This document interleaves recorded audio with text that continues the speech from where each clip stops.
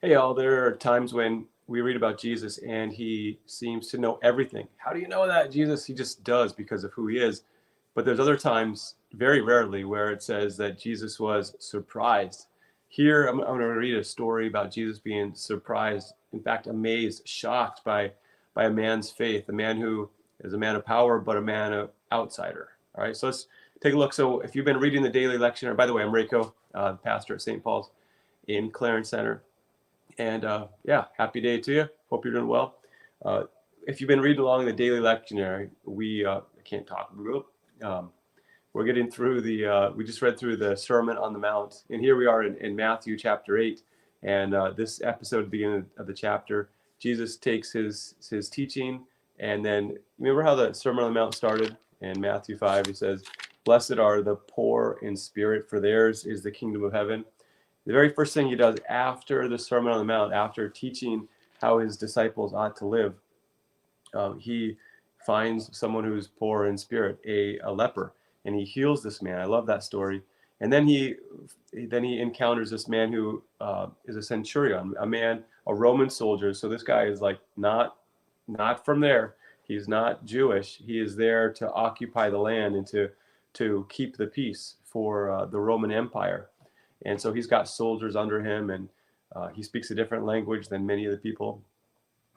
So it says this in Matthew 8, when this is Jesus, had entered Capernaum, a centurion came forward to him, appealing to him. Now think for a moment. This is unusual that a centurion would go to a Jewish rabbi and talk to him at all, but this man comes to him humbly, and he is appealing to him. We could say, maybe not begging is the right word, but asking him, entreating him. And he says, "Lord." To call a rabbi Lord is for a centurion a mark of amazing humility. So he says, "Lord, my servant is lying paralyzed at home, suffering terribly." And he said to him, "I will come and heal him." Wow, what an honor for, by the way, this is also unusual for a rabbi to go to a pagan's house, right? This wouldn't happen, but Jesus is okay with it. He's like, "I will come and I will heal him." And which you hear that, you're like, "Wow, all right, great. I'll get ready for you."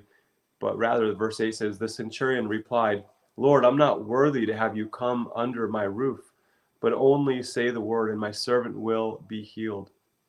And he goes on and talks about this. But I just want to mention that this is the prayer that John Chrysostom, this teacher in the church, he turned this into a prayer for us when we go to the Lord's Supper. "Lord, I'm not worthy that you might come under the roof of my mouth, but only speak your word and I shall be healed." And it's a beautiful prayer of humility that we have when we receive the Lord's Supper. But here, this man, he says, "I'm not worthy for you to come under my roof." He says, I'm a man under authority with soldiers under me. And I say to one, 'Go,' and he goes, and to another, 'Come,' and he comes, and to my servants, 'Do this,' and he does it." When Jesus heard this, he marveled and said to those who followed him, "Truly, I tell you, with no one in Israel have I found such faith." Wow. So, like, this story is just blowing the doors off of cultural expectations. For a centurion to come to Jesus, like to humble himself and come to a Jewish rabbi to ask that his servant be healed, is amazing. And then for Jesus to say, "I will go to your house," that is amazing. And then for Jesus to say, "Man, I haven't even seen any faith like this in all of Israel." Again, shocking. He's saying that this outside centurion, this Roman, who probably in his mind grew up worshiping a Jupiter, Zeus, whatever, or nothing, he says, "I haven't seen faith like this in all of Israel." Wow. So it doesn't come from how you're raised, where you grow up. You don't just become a Lutheran because your parents were Lutheran or whatever. It's we have faith in Jesus, right? It doesn't matter where you come from. Beautiful story. And then it ends like this. Jesus has these words after he's marveling. He says, "Truly, I tell you, with no one in Israel have I found such faith. I tell you, many will come from east and west and recline at table with Abraham, Isaac, and Jacob in the kingdom of heaven." Wow. So he's saying that this man, this centurion, is not alone. Many will come from all over this globe to the great supper, we could say, the great feast that awaits us in heaven And then he says, in that while, and then he says this, while the sons of the kingdom will be thrown into the outer darkness. In that place, there will be weeping and gnashing of teeth. Why would Jesus say that? Because those who think they've got it, they think they have the kingdom of heaven, they've got the whole system, but they don't have the king of heaven. And so he says they'll be left out, not because they're not invited, because they won't come in the way that all must come, which is faith in Jesus. And to the centurion, Jesus said, go, let it be done for you as you have believed. And the servant was healed at that very moment. So reading this story, it makes it just, I don't know.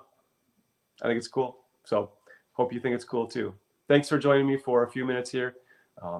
Stepping into the narthex here at St. Paul's. I pray that God's word blesses you, encourages you. I pray that God would give you faith today, that Jesus will be marveled and shocked, add to the gift he gives you, and that you exercise. All right. Have a great day. Talk to you later. Bye.